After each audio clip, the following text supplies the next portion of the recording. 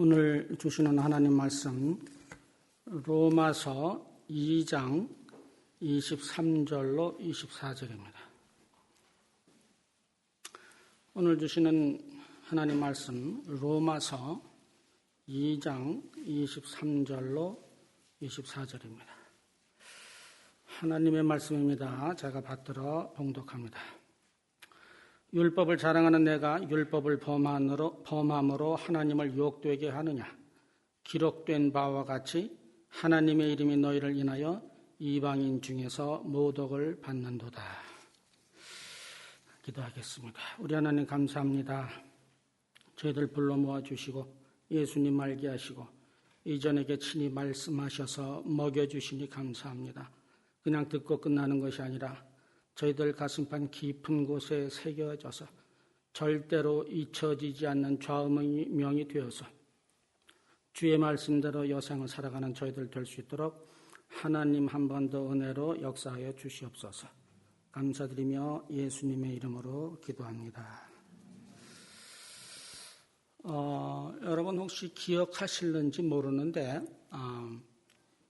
연초에 로마서 1장을 설교한 적이 있습니다. 오늘 2장 설교 들어갑니다. 뭐 또 해야 될 것 같은 느낌이 듭니다. 벌써 여러분들의 반응을 보니까. 그러나 하여튼 정해진 시간 안에 빨리 진도를 나가도록 하겠습니다. 로마서라고 하는 책은 굉장히 대단한 책입니다. 이게 왜 대단하느냐면요.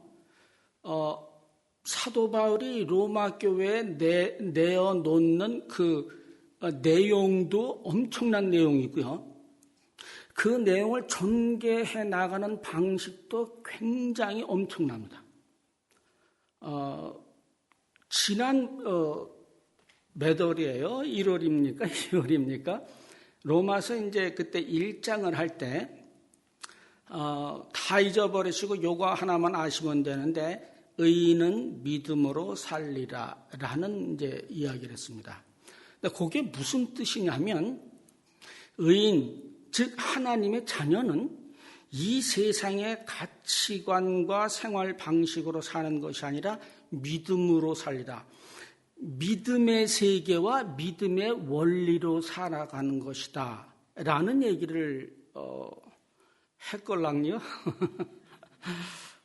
뭐 또 들으시면 좋지 뭐.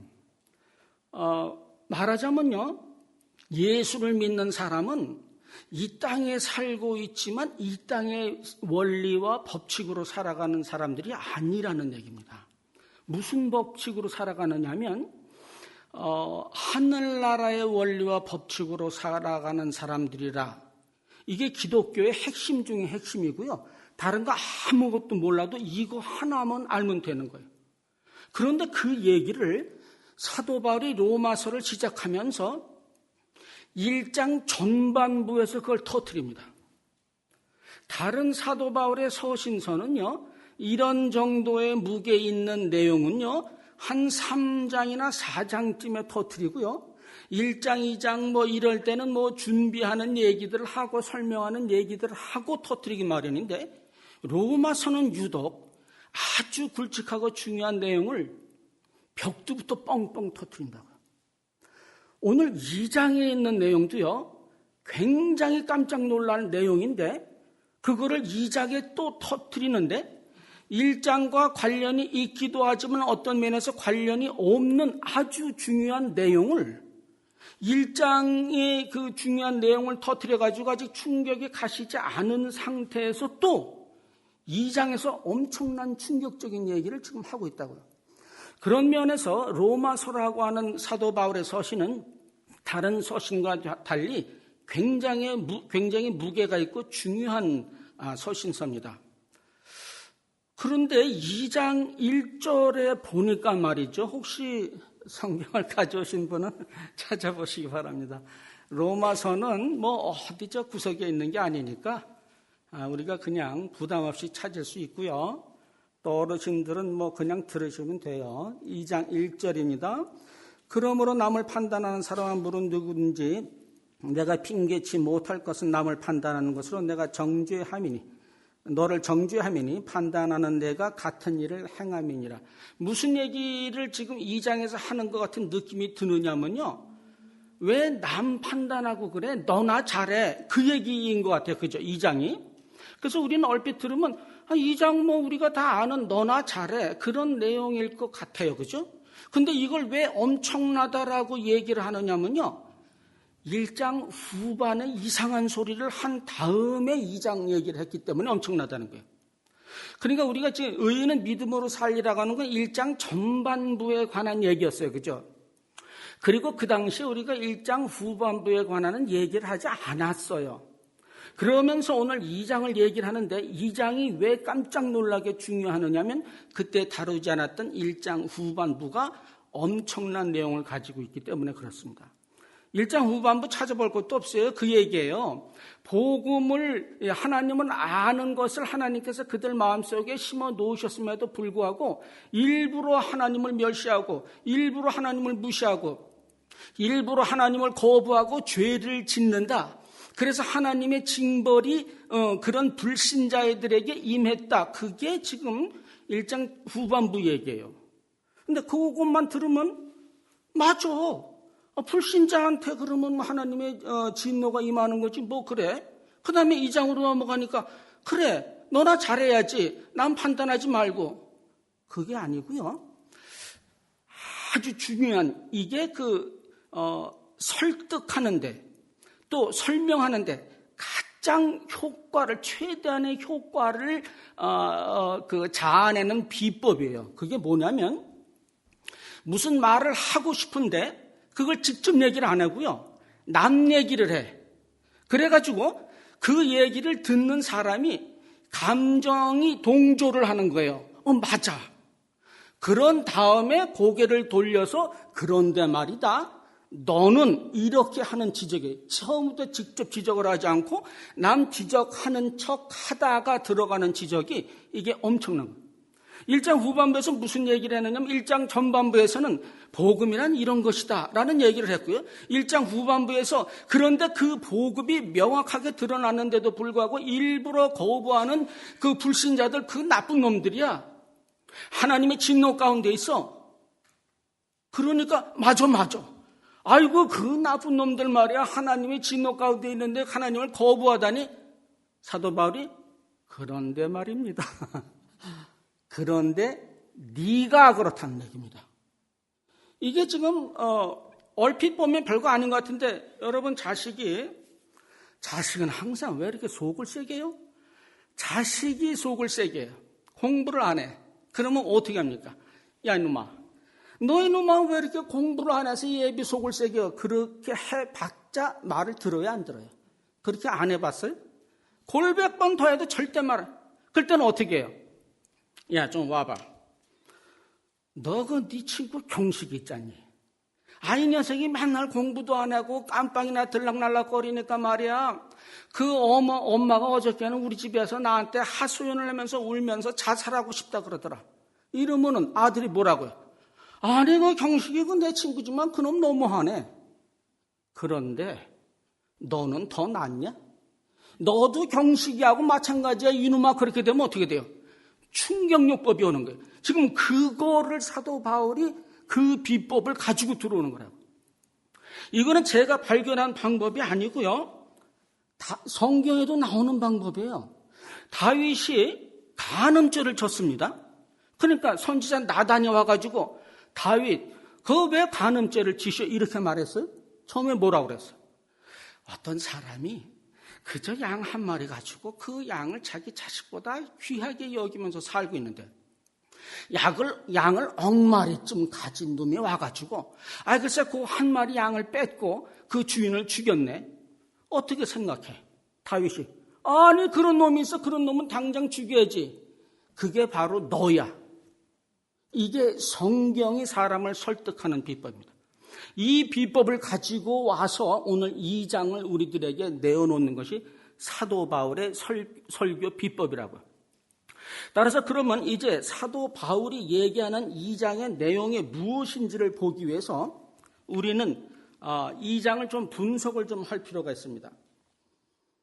2장이 29절까지 있어요. 이걸 다 설교할 필요도 없고 설교할 수도 없어요. 근데 여러분 이런 거 아시죠? 말이나 글이 아무리 장황해도요, 요점은 간단해요. 그죠? 항상 그런 법이에요. 그래서, 예를 들어서 이제, 친구한테서 전화가 왔습니다. 아이고, 오래간만이야. 어떻게 잘 있어? 잘 있어. 뭐, 하는 일은 잘 되고, 잘 돼.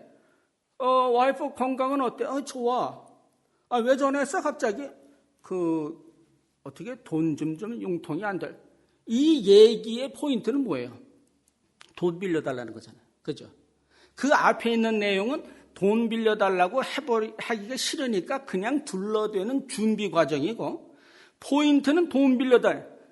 모든 글이나 말도 다 이렇게 준비 과정이 있고 그렇지만 그 본론은 딱 그렇게 간단합니다. 그래서 성경 오늘 보는 2장의 이 내용 29절까지 있는 것을 다 볼 필요도 없고요. 여기서 중요한 포인트만 찾아내면 돼요. 어떻게 찾아내느냐? 우리 성경 공부에서는 그 참나은 방법을 배웠습니다. 그걸 오늘 이 시간에 말씀드리기에는 시간이 부족하니까 혹시 어떻게 성경에서 중심 그 요지를 찾아내는가를 알고 싶으면 성경 공부를 했던 집사님을 찾아가서 물어보시면 아주 명쾌하게 대답을 해주시고, 만약에 대답을 못 얻으면 그 집사님 이름을 적어서 저한테 가져와 주시기 바랍니다. 그 비법으로 찾아봤더니 두 가지 중심 메시지가 나오는데 2장 8절이 그겁니다. 먼저 2장 8절 볼게요. 로마서 2장 지금 펼쳐놓고 있어요. 그죠? 2장 8절 오직 당을 지어 진리를 좇지 아니하고 불의를 좇는 자에게는 노와 분으로 하시리라. 요것이 전반부의 중심 메시지고요. 두 번째 중심 메시지가 23절이에요. 23절 율법을 자랑하는 내가 율법을 범함으로 하나님을 욕되게 하느냐. 그러니까 2장 전체 내용은 이거예요. 아니 얘들아, 이렇게 당을 짓고 싸움박질을 하고 불의를 그렇게 하면 하나님의 진노가 내리는 건 너희들 알잖아. 그런데 너희들 하나님 믿는다고 하면서 왜 그 짓거리를 해? 이것은 불의를 짓고 당을 짓고 뭐 싸움을 하고 하는 것 이상으로 더 큰 죄야. 무슨 죄를 더 범했느냐? 하나님을 욕되게 하는 죄까지 범한 거야. 이게 2장의 전체적인 내용입니다. 지금 무슨 얘기를 하느냐면 너희들이 지금 안 믿는 사람을 가지고 손가락질하고 놀리고 야 이것들은 왜 지가 뭐가 잘났다고 하나님을 안 믿고 그래. 그런데 2장의 얘기는 너는 하나님을 믿는다고 말은 하면서 그들이 하는 짓거리를 똑같이 하고 있으니 죄는 그들과 똑같이 짓고 무슨 죄까지 하나 더죠? 하나님을 욕되게 하는 죄까지 더 짓고 있는 거야 라는 얘기를 오늘 로마서 2장에 하고 있는 거예요. 그러면은 아니 뭐 로마 교인들이 교회 잘 다니는데 뭐가 그렇게 잘못한 것이 있는가? 무엇 때문에 사도 바울이 이렇게 지적을 하는가 보기 위해서 25절을 가볼게요. 2장 25절. 25절 보니까 내가 율법을 행한즉 할례가 유익하나 만일 율법을 범한즉 네 할례가 무할례가 되었느니라. 무슨 뜻이냐면요. 할례라고 하는 게 뭐인 것을 여러분이 좀 아셔야 됩니다. 할례라고 하는 것은 하나님의 법도를 지키지 않는 백성이 하나님의 법도를 지키는 백성 무리로 들어오는 의식이 할례입니다. 따라서 요즘으로 말하면 세례인데 이 세례는 교회를 안 다니고 하나님을 우습게 생각하던 사람들이 하나님을 경배하고 하나님의 법도를 지키겠다고 하는 교회로 들어오는 예식이 할례요 세례인 거라고요. 그런데 이렇게 할례를 받아가지고 나는 하나님의 율법을 잘 지키겠다고 해놓고는 율법을 어겨버리니 이게 무슨 말도 안 되는 소리냐 이 얘기를 지금 하고 있는 거예요. 좀 정리를 할 필요가 있습니다, 여러분. 지금 성경이 하는 얘기는 이거예요. 자, 한번 보여요. 교회를 다니면서 하나님의 뜻대로 사는 사람과 교회를 다니면서 하나님의 뜻대로 안 살고 자기 멋대로 사는 사람과 네 가지 경우인데, 또 하나는 교회를 안 다니면서 착한 일을 하는 사람과 교회를 안 다니면서 악한 일을 하는 사람, 네 개 헷갈리지 마세요. 요 네 경우 중에 제일 나쁜 게 뭐예요? 우리는 그래도 교회를 다니고 나쁜 짓을 하는 게 그래도 좀 낫고, 교회도 안 다니고 나쁜 짓을 하는 것이 가장 악한 거라고 생각을 합니다. 그죠? 근데 성경은 오히려 그게 아니고요. 교회를 다니고 악한 짓을 하는 게 제일 나쁘다. 말라기서 한번 가볼까요? 말라기서 1장 6절입니다. 말라기서는 구약의 마지막 책이에요. 다 아는 말씀인데 그래도 제가 한번 눈으로 확인하기를 원합니다. 1장 6절, 만군의 여호와가 이르노라, 너희가 내 단 위에 헛되이 불사르지 못하게 하기 위하여 너희 중에 성전문을 닫을 자가 있었으면 좋겠도다. 내가 너희를 기뻐하지 아니하며 너희 손으로 드리는 것을 받지도 아니하리라. 그죠? 제 말이 아니에요. 개판칠 바에는 교회를 나오지 마는 게 더 낫다는 거예요. 우리는 그래도 교회 나오면 교회 나온 만큼 어떻게 조금 봐주는 구석이, 아니, 그게 아니고요. 하나님의 말씀을 지키지 않으면 교회를 나오는 것이 더 큰 죄라고 성경이 처음부터 끝까지 얘기를 하고 있습니다. 자, 그럼 이쯤에서 한번 생각을 해보죠. 우리가 뭐 완벽할 수도 없고 교회는 나와야 되고 완벽하게 살 수는 없고 왜 우리에게 이런 지적이 떨어질까를 곰곰이 생각해 볼 필요가 있는데, 그 원인을 찾았어요. 왜 우리가 이런 식으로 살아야만 되는가? 여러분은 그렇게 안 사는데 하여튼 로마 교인은 그렇게 살았어요. 여러분하고 다르니까 너무 저거 주눅들지 마십시오. 자, 1장 17절 볼게요. 로마서 1장 17절.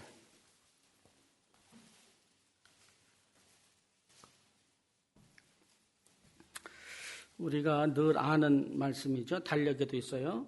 복음에는 하나님의 의가 나타나서 믿음으로 믿음에 이르게 하나니 기록된 바 오직 의인은 믿음으로 말미암아 살리라 함과 같으리라. 이 얘기가 무슨 얘기예요? 금방 말씀드렸죠. 하나님의 자녀는요, 이 더 이상 세상의 법도대로 살아가는 사람들이 아니고요, 세상의 가치관을 가지고 사는 사람들이 아니고요, 하늘나라 천국나라의 가치관과 법도대로 살아가는 사람이라는 얘기를 성경은 누차 하고 있고, 여기서 문제가 되면, 이것이 제대로 갖추어지지 않으면 우리는 교회에 다니면서도 여전히 하나님의 이름을 욕되게 하는 삶을 살게 된다고 성경이 지적을 하고 있는 거라고요. 혹시 기억나시는지 모르지만 몇 달 전에 이 요 구절 가지고 설교한 것 중에 요게 이제 하박국이라고 하는 그 구약의 성경을 인용한 것인데, 하박국이 악인이 잘 되고 의인은 핍박받고 망하고 못 살고 그러니까 하도 성질이 나가지고 하나님한테, 하나님 이럴 수가 있습니까? 라고 얘기했더니 하나님이 뭐라고 그랬어요?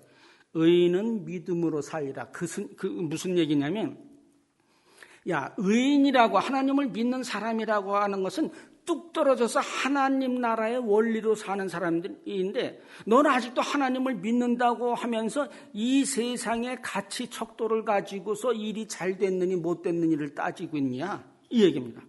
의인이 승승장구하면 그게 잘 되는 거라고 너는 생각하는 거야? 악인이, 의인이 핍박을 받으면 그게 망하는 거라고 너는 생각하는 거야? 그건 세상적인 기준이지 하늘나라의 기준은 그게 아니야. 따라서 이제부터는 네 사고방식을 완전히 바꾸되 세상적인 사고방식을 내려놓고 하늘나라의 사고방식으로 무장을 해야 돼. 그래서 결국 하박국이 하늘나라의 사고방식으로 무장을 해가지고 결국 무슨 고백을 했어요?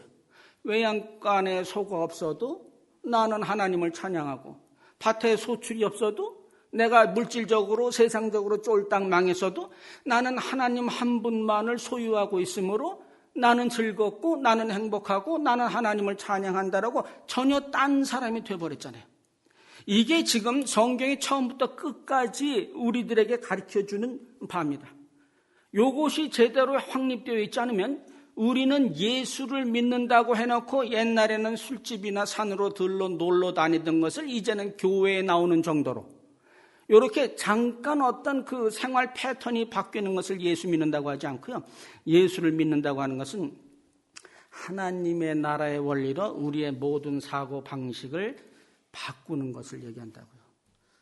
그러면 하나님 나라의 방식이 도대체 무엇이냐?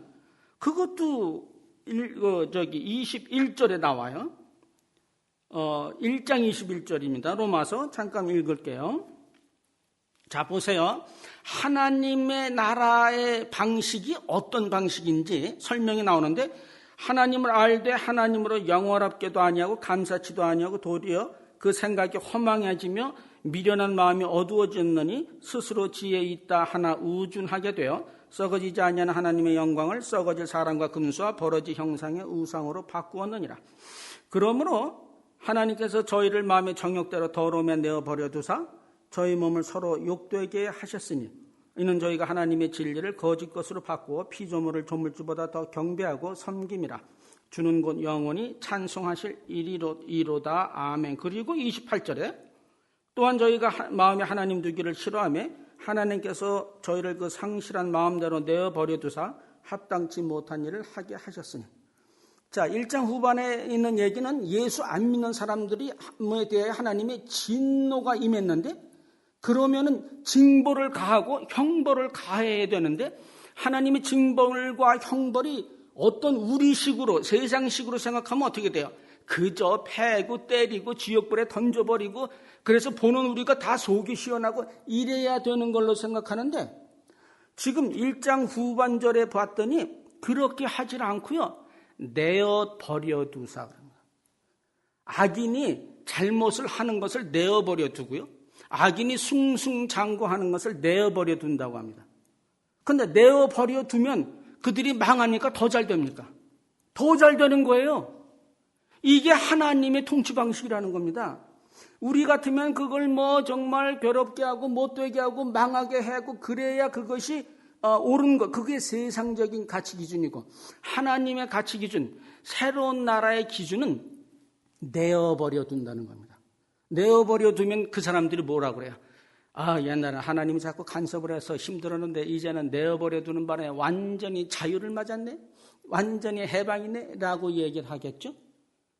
하나님의 일하시는 방식은 우리의 방식하고 다르다는 것을 잊지 마시기 바랍니다. 이것을 성경에서는 내어버려 둔 것을 방치하는 것을 징벌이라고 얘기하고 바로 이것이 세상 가치와 천국 가치의 차이점이고 만약에 이것을 구별하지 못하고 예수를 믿는다고 하면서도 아직 세상 가치관에 머물러 있으면 기필코 하나님을 욕되게 하게 될 것이고 예수를 믿으면서 그의 나라와 새 하늘과 새 땅의 가치관을 가지고 이해하고 그대로 행하게 되면 이는 하나님께 영광이 되는 것이라고 성경이 얘기를 하고 있습니다. 그러고 보니까 성경은 사실은 우리가 그동안 몰랐지 그런 얘기들을 많이 하고 있었습니다. 성경 공부 시간에도 제가 그런 얘기를 했습니다마는 어떤 사람이 황제가 되는 즉위식을 하려면요. 그 사람에게 이제 황제관을 씌우고요. 도포를 입히고 황제의 권력을 상징하는 지팡이를 들리고 만조백관이 우러러 보는 가운데 높은 황제 보좌가 있는 곳에 이제 올라갑니다. 그러면 이제 옆에서 신하들이 왕이여 만세 만세 만만세라는 것을 부르고 이제 그 황제가 된 사람이 그 의자에 딱 앉아가지고 꽝꽝꽝 황제봉을 두드리면 그 시각으로부터 황제권이 발동하는 거라고요. 이게 황제가 즉위하는 황제 즉위식입니다. 근데 우리는 십자가를 예수님이 망한 것이요, 예수님의 저주요, 패배요, 이런 식으로 지금 여태까지 보아왔습니다. 그러나 한번 가만히 보시기 바랍니다. 예수님이 머리에 뭘 썼습니까? 가시관 썼어요. 예수님의 손에 무엇이 들려졌어요? 갈대가 들려졌어요. 예수님 몸에 그들이 입혔던 옷이 입혀졌고요. 골고다라고 하는 계단을 올라갈 때 예수님을 좋아하던 사람이나 나빠하던 사람이나 전부 뭐라고 외쳤어요? 유대의 왕 예수, 아이고 만만세, 아이고 이 꼴 좋다. 놀래는 거였지만 그런 얘기를 했고요. 그리고 예수님이 십자가에 못 박혀 돌아가시는데 십자가에 뭐라고 쓰였어요? 유대인의 왕 예수. 엄청난 사실입니다. 예수님의 십자가는요, 우리 눈에는 패배와 수치와 멸망으로 보였는데요, 하나님은 그 뒷면에 무엇을 깔고 있어요? 십자가를 통해서 왕 중의 왕 예수님의 황제 즉위식을 거행했던 것이고요. 십자가에서 곡, 마곡 전쟁에서 승리를 하신 예수님이 됐고요. 아마겟돈 전쟁에서 승리를 한 예수님이 돼서 그 십자가에서 내려오실 때는 하늘과 땅의 모든 권세를 장악한 그 이름이 된 것이 예수 그리스도. 이미 성경에는 이렇게 세상적인 눈으로 볼 때는 보이지 않던 것이 하나님 나라의 눈으로 보니까 보이는 것들이 곳곳에 깔려 있는 것을 우리는 봐야 되고요. 이런 눈을 예수 믿는 사람은 가지고 있어야 그래야 하나님께 영광을 돌리는 삶을 살고 있고요. 아무리 교회에 많이 나오고요. 아무리 성경을 많이 읽고요. 아무리 예배를 잘 드려도요. 그런 사고방식으로 우리가 전체적으로다가 정신이 개조가 되지 않으면 기필코 우리는 하나님을 욕되게 합니다. 성경에서 형통하는 인물들이 많아요. 아브라함이 형통했어요. 다윗이 형통을 했어요. 요셉이 형통을 했습니다. 아브라함이 그럼 과연 형통을 했습니까? 본토 친척 아비 집을 떠나 알지도 못하는 데 가는 것이 뭐 이렇게 좋은 일이에요? 가가지고 자기의 마누라 그러지도 못하고 누이 동생이라고 거짓말해가지고 이리저리 빼돌리는 게 그게 무슨 사내다운 짓이며 누이 동생이라고 근데 진짜 뭐 사촌 뭐 동생이라 그러면 사촌 동생하고 왜 같이 살아? 이랬다가 저랬다 아주 얍삽하지 않습니까? 이삭을 죽이라고 그러니까 그 당시에 어떤 믿음이 있는지는 모르지만 하나님을 믿는 믿음이 있었겠지만 그건 마음 편했겠어요? 여러분 자식 하나님이 죽이라고 그러면 할렐루야 그리고 죽입니까? 말도 안 되는 소리라고요. 그런 삶 여러분 살고 싶습니까? 아닙니다. 요셉 그 어린 나이에 종으로 팔려갔는데 때때 옷을 입히고 아빠가 그렇게 위했다는 걸 봐서 나이가 상당히 어린 것으로 추측이 되는데 다른 나라에 가가지고 그것도 왕자로 간 것도 아니고 종으로 가가지고 아빠 보고 싶어 형들 보고 싶어 울지 않았겠어요? 그래가지고 뭐 열심히 해가지고 했는데 그 집 또 그 여자가 이상한 짓거리를 해가지고 누명 써가지고 감옥까지 간 근데 그거를 형통이라고 합니다. 여러분 하나님의 시각과 우리의 시각이 완전히 다름을 알 수가 있습니다. 다윗도 어떻게 돼요? 하나님께 기름 부음 받았어요. 그래가지고 맨날 쫓겨다녀가지고 하는 짓거리가 뭐예요? 미친 척하고 여기 수염에다 침을 미치고 다니지를 않나? 바세바는 또 왜 그거 잘못 건드렸어요? 밥 먹고서 할 일 없이. 그거 건드려가지고 뭐가 됐어요? 자기가 가장 사랑하는 자식 압살롬을 먼저 보내고 내가 죽었어야 되는데 내가 죽었어야 된 통탄하던 것이 바울. 자기 자식 먼저 보내는데 무슨 그 왕이 좋고 무슨 왕자가 좋고 그런 게 다 어디 있어요? 여러분 같으면 그런 삶을 살고서 기뻐하겠어요? 나는 자식이 죽었지만은 나는 왕이 됐다. 할렐루야 그러겠습니까? 그럴 문제가 아니라고요. 따라서 성경에서 형통이라고 하는 사람들이 얼마나 비참한 삶을 살았는가를 여러분들이 보신다면 여러분이 지금 세상적으로 가지고 있는 생각들을 이제는 내려놓으시라고 성경이 권면하는 겁니다. 산상수원 한번 가볼게요. 5장입니다. 마태복음 5장입니다.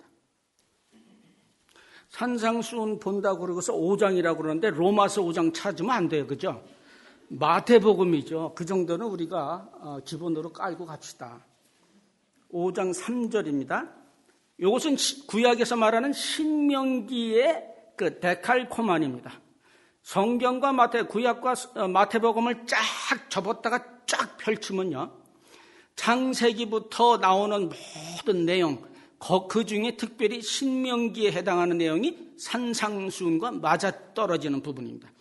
그 후에 신명기가 끝나고 나면 이스라엘 백성이 가나안으로 진격해 들어가는데 산상수훈이 끝나면 그 다음부터 예수님의 천국 복음이 펼쳐집니다. 그런데 그때 하나님의 자녀의 모습을 보여주는데 5장 3절에 심령이 가난한 자는 천국이 저희 것이고 4절에 애통하는 자는 복이 있고 6절에 의에 줄이고 목마른 자는 복이 있고 10절에 의를 위하여 핍박을 받은 자는 복이 있다. 하나님 자녀의 모습이 전부 무엇으로 나타나요? 비천과 곤고와 아픔과 고난 가운데 있는 것으로 나타나는 것이 여러분들 눈에 보이십니까? 이게 성경이 말하는 하나님 자녀의 모습이라고요. 이제는 여러분의 생각을 세상에서 가지고 있는 생각은 내려놓고요. 온전히 하나님이 원하시는 성경의 천국의 가치관으로 바꾸셔야 그것이 옳은 신앙생활이 됩니다. 여러분, 찬양 참 좋습니다. 찬양이라고 하는 것도 다시 생각을 해볼 필요가 있습니다. 그러면 콩나물 대가리가 짝짝 맞아 떨어지면 우리는 참 찬양을 잘한다고 합니다. 콩나물 대가리가 맞아 떨어져야지 그게 틀리면 되겠어요? 근데 중요한 것은 콩나물 대가리가 안 맞아 떨어져도 그 부르는 찬양 가운데 나의 신앙과 나의 헌신과 나의 희생과 하나님을 사랑하는 것이 없으면 온전한 신앙이 안 되는 거예요. 그래가지고 아무리 잘하면 그게 허공에 메아리치는 아무 의미 없는 소리가 됩니다. 저희 집사람 암 재발하고 암 수술하러 가기 전에 섬기던 교회에서 마지막으로 헌금송을 부탁받아 헌금송을 부르는데 얼마나 어려운 곡을 부른 거냐 하면 내 주의 보혈은 정하고 정하다. 우리가 다 아는 찬송가를 부르는데 세상에 태어나서 그렇게 못 부르는 찬송은 처음 봤어. 왜냐? 목이 메어서 중간에 부르다가 그치고 눈물이 흘러가지고 박자를 놓치고 끊어지고 간신히 연결됐다가 또 끊어지고 흐느끼고 그걸 음악이라고 해요. 그러나 듣는 600명 성도들이 함께 울며 찬양을 하나님 앞에 찬양을 드리는 가장 아름다운 찬양이 그런 찬양이라고 성경이 이야기를 하고 있는 거라고. 참말과 거짓말도 마찬가지입니다. 거짓 증거하지 말라고 그러니까 꼭 사실만 말해야 된다고요? 아닙니다. 김 집사님이 한 말을 사실 그대로 이 집사님한테 맹겨가지고 둘이 박이 터져라고 싸우고 교회에 분란이 일어나는 것을 사실을 말했다, 참말을 했다고 얘기하지 않고 뭐라고 그래요? 거짓말을 했다라고요. 성경이 말하는 참말과 성경이 말하는 거짓말은 사실대로냐 아니냐가 아니고 하나님 마음에 드는 말이냐 아니냐입니다. 그 대표적인 인물이 누구예요? 기생 라합. 정탐꾼 왔어? 왔습니까? 안 왔습니까? 왔죠. 왔다 그랬어요? 새빨간 거짓말을 했어요.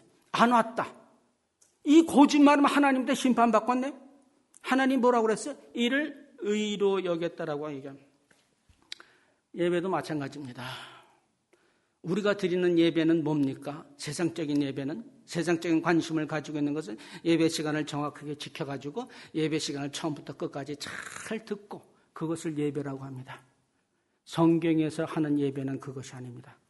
어떤 여자가 한국에서 이제 교회를 잘 다니고 있었습니다. 근데 인터넷 채팅으로 캐나다에 있는 불교 신자를 만났어요. 서로 얘기를 하다 보니까 마음이 맞았어요. 그래서 불교 신자가 캐나다에서 이제 미국으로 와가지고 그 여자를 만났습니다. 만나가지고 둘이 정말 호텔에서 즐겁게 논 다음에 헤어졌습니다. 왜요? 헤어졌어. 그 여자가 하는 소리가 오늘 수요일이어서 수요 예배 가야 된다는 거예요. 아니, 내가 캐나다에서 여기까지 왔는데 그 수요 예배를 꼭 가야 돼. 꼭 가야 된다는 겁니다. 예배만 참석하면 되는 겁니까? 그의 행실이 그렇게 막 살고 예배만 참석하면 그게 예배가 되는 것이 아닙니다. 여러분의 삶에서 하나님의 말씀을 청정하고 하나님을 사랑하고 하나님 말씀대로 살아드리는 헌신이 있지 않는 예배는 예배가 아니라고 성경이 얘기를 합니다. 우리들의 모든, 심지어 그것이 교회 내에 일어나는 일이라고 하더라도 하나님 뜻에 맞는 대로 사는 것을 신앙이라고 얘기를 합니다. 우리는 신앙생활 합니다. 동시에 교회 생활합니다. 자칫하면 교회 생활이 그냥 종교 활동으로 빠지고 끝날 수가 있습니다. 우리는 예배 열심히 드리죠. 봉사 열심히 합니다. 헌금도 열심히 내고요. 찬양도 열심히 하고 기도도 열심히 하고 심지어는 전도와 선교까지 나갑니다. 이런 일을 열심히 했습니다. 그것이 여러분의 구원을 보장하지 않습니다. 구원을 보장받은 사람이 하는 활동 중에 그게 포함이 되어 있기는 합니다만, 성경이 얘기하는 신앙, 구원이 보장되는 신앙은 고아와 과부를 돌아보는 것이라고 예수님이 직접 말씀하셨고요. 성경이 얘기하는 신앙은 다른 사람 볼 것 없이 여러분의 개인적인 인격이 그리스도를 닮아가는 것이 성경적인 신앙이라고 성경이 얘기를 하고 있고요. 그래서 특별히 말을 하지 않더라도 여러분 가운데서 성령의 열매가 잔잔하게 그리고 은은히 향기처럼 퍼져나올 때에 그를 참 하나님의 사람이라고 성경이 얘기를 하고 있는 겁니다. 우리들이 가지고 있는 신앙생활이 자칫 종교 생활이 되고 그걸로 끝나지 않도록 조심하시기 바라고요. 우리들의 이런 예수를 믿는다고 하면서 아직도 세상적인 가치관을, 천국의 가치관을 가지지 않고 세상적인 가치관을 갖고 있는 바람에 우리나라가 기독교 역사 100년이 지났음에도 불구하고 전 세계에서 가장 더러운 나라입니다. 이혼율이 최고로 높아졌고요. 도덕이 가장 떨어진 나라가 우리나라. 우리나라처럼 기독교가 욕먹는 나라가 없어서 안 믿는 사람들은 기독교를 개독교라고 합니다. 여러분은 신앙이 좋고 좋은 신앙의 가정에서 태어나고 자라서 잘 모르실지 모르지만 저는 불신자의 가정에서 자랐기 때문에 교회 바깥에 있는 사람들이 교회에 대해서 무슨 소리를 하는지 저도 했고 수많은 이야기를 들었습니다. 제 친구가 있습니다. 그 녀석은 참 잘 삽니다. 특별히 그 녀석은 교회까지 다닌다고요. 그런데 그 엄마는요, 자기 친구 둘하고 만나서 대화를 나눕니다. 한 사람은 불교 신자고 한 사람은 무신론자고 이 엄마는 기독교 신자입니다. 셋이서 얘기를 나눕니다. 무신자가 불교 신자인 친구에게 얘기를 했습니다. 야, 너희들 불교 신자들은 참 좋아. 아니 어떻게 이렇게 사람들을 많이 구제하고 선한 일을 많이 해? 그러면서 내 친구 엄마한테 손가락질하면서 너희 기독교는 뭐 하고 있니? 친구 엄마가 뭐라고 그랬게요? 그래도 난 11조 내. 그래서 어쩌라고. 이렇게 극도로 이기적이고 자기 구원만 챙기고 다른 사람은 구원을 받든지 말든지 알 바 아닌, 정말 찔러도 피 한 방울 안 나올 것 같은 그런 예수쟁이들이 파다한 것을 우리는 심심치 않게 발견하게 되고요. 일단 예수를 믿었다면 자기 공로로 예수 믿은 거 아님에도 불구하고 어쩌면 그렇게 뻔뻔한지, 어쩌면 그렇게 자신만만한지, 예의도 없고 범절도 없고 그저 아무것도 없고 다른 사람에 대한 배려도 없고요. 그저 나만 잘났다는 거, 이 땅에서 잘 먹고 잘 살고 이제 천국까지 올라가서 잘 먹고 잘 살겠다라는 생각을 가진 이유가 천국에 대한 가치관이 무엇인지를 몰라서 그렇습니다. 어쩌면 너무 당연해서 잊고 지내는 이름이 있습니다. 늘 그 자리에 있기에 무심코 흘려버린 그런 이름이 있고요. 사랑합니다라는 말로 다 채울 수 없는 그런 이름이 있습니다. 곁에 있는 것만으로도 너무 든든해서 하늘 같은 이름이 있는데 그 이름이 바로 아버지라는 이름입니다. 문득 우리 아이가 무엇을 좋아하는가 봤더니 우리 아이는 이것을 좋아하고 저것을 좋아하고 무엇을 잘 먹고 식상했던 거 다 아는데 우리 아버지가 무엇을 좋아하는지를 생각해 봤더니 아는 게 없습니다. 아이들의 자는 모습을 보면서 얘가 아프지는 않을까, 열이 나지 않을까, 춥지는 않을까, 덥지는 않을까, 편안할까, 불편할까, 그러면서 자는 아이들의 모습을 그렇게 물끄러미 바라보던 제가 아버님의 주무시는 모습을 본 적이 있는가, 주무시면서 어디 불편한 적이 있는가, 아버님 주무시는 모습을 본 기억이 없습니다. 아이들한테는 늘 사랑한다고 얘기하고요. 아이들한테는 늘 물고 빨고 했는데 인생의 이런 파란만장한 우여곡절을 나 때문에 나 키운다고 다 견뎌내신 우리 아버지께 아버지 존경합니다. 키워주셔서 감사합니다. 라는 말을 나는 한마디도 해본 적이 없습니다. 우리 아이들은 늘 업고 다니고 안고 다니고 그저 내 몸에 껌딱지같이 붙이면서 늘 물고 빨았는데 한 번 우리 아버지를 내가 안아본 적이 있는가? 한 번 아버지의 초췌한 어깨를 따뜻하게 감싸드린 적이 있는가 생각했을 때 한 번도 없었습니다. 제 아버지는 부모님을 일찍 여위고요. 형들 집을 전전하면서 밥을 얻어먹었는데 형 집에 가서 밥을 얻어먹으면 형수하고 막 싸운답니다. 그러면 슬그머니 그 집을 나와서 뒷산에 있는 부모님 묘소에 가가지고 해가 질 때까지 울다가 내려오셨다는 얘기를 들은 적이 있고요. 너무 배가 고파서 수돗물로 배를 채운 적이 있었고요.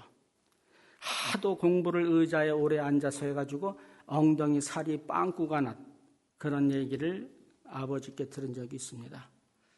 예수쟁이가 우리 아버지를 사기를 쳐서 집을 날린 적이 있어서 우리 아버지는 예수장이라고 하면 증오에 떱니다. 제가 미국 오기 전날 우리 아버지가 우리 어머니를 붙잡고 예수한테 아들 잃어버렸다 그러면서 펑펑 통곡하던 소리를 들은 적이 있고요. 아버지 친구가 실직을 했을 때 우리 아버지가 월급 봉투를 그 당시엔 전부 캐시예요. 그죠? 노란 봉투 어르신 생각나시나요? 노란 봉투에다가 캐시 봉투 뜯지 않은 채 친구에게 줬던 말씀을 하셨는데 정작 아버지께서 실직을 했을 때 예수를 믿는 그 친구는 오렌지 주스 한 병을 사오더라는 겁니다. 그래서 우리 아버지가 야 이놈아 예수가 그렇게 가르치더냐 이 쫀쫀한 놈아. 아버지는 마지막 순간까지 예수님을 싫어하시다 돌아가셨습니다. 정말 믿기 싫고요. 믿지 않으려고 그 사실을 거부하려고 인정하지 않으려고 얼마나 애쓰고 성경을 찾아보고 연구를 했음에도 불구하고 명백한 사실 하나는 예수를 믿지 않는 사람은 하나님의 영원한 진노 가운데 있는 겁니다. 한 사람이 예수를 믿지 않고 하나님의 진노 가운데 있게 되는 것은 그 사람의 아집과 고집과 불신 때문인 것을 우리는 너무나 잘 압니다. 그럼에도 불구하고 예수를 믿는 사람이 한몫 단단히 할 수가 있고요. 예수쟁이라는 것이 무엇인지, 예수 믿는 것이 무엇인지, 오늘 이 말씀을 여러분에게 전하게끔 하나님께서 세우신 것이 혹시 아니길 바라지만은 여러분도 그 역할을 담당하셨는지 모르기에 세우셨을 것이라는 생각을 합니다. 아버지가 거기 가서 그렇게 고통받고 계신데 이 땅에서 저는 살맛이 안 납니다. 신나는 일이 없습니다. 나 혼자 천국 가가지고 낄낄거리고 즐겁고 행복하고 할렐루야 그렇게 살라고요? 우리 아버지 거기 가서 그렇게 하고 있는데 하나님께 기도했습니다. 하나님, 나중에 저를 거두시는 날이 있으면은 아버지 계신 그곳으로 보내주십시오. 제가 우리 아버지께 한마디 할 말이 있어서 그렇습니다. 무엇냐고요? 아버지 죄송합니다. 내가 내 몸으로 예수님을 제대로 전해드리지 못해서 아버지 이곳에 가셨습니다. 내가 할 수 있는 일은 아무것도 없습니다. 아버지 죄송합니다. 아버지 죄송합니다. 내가 할 수 있는 일은 그저 영원히 아버지 옆에 있어 드리는 일밖에 없습니다. 하나님 허락하여 주시옵소서. 그런 기도를 하고 났더니 문득 모세의 기도가 생각이 납니다. 이 백성을 죽이려면 나도 같이 죽이십시오. 그 기도를 하다 보니까 예수님의 사랑이 생각납니다. 저들을 지옥에 보내지 말고 나를 죽이고 나를 음부에 보내셔서가 예수님의 기도가 아닙니까? 지금 이 순간에도 저와 같이 사랑하는 가족과 친지를 그곳에 보내고요. 아파하고 잠 못 이루는 영혼들이 무수히 있을 수 있습니다. 이 저녁에 혹시 여러분이 그런 일에 가담한 사람이 아닌가 자신을 돌아보기를 소원합니다. 만약에 단 한 번이라도 그런 일이 있었으면 이 순간 자신을 회개하시고 돌아보시고 돌이키시고 하나님 앞으로 새로 나가시는 여러분 되시고 그가 이미 여러분에게 허락하신 찬란한 천국 잔치와 하나님 나라의 사고방식과 가치관으로 재무장받고 그러므로 하나님께 기쁨이 되어드리는 여러분 되시기를 예수님의 이름으로 축원합니다.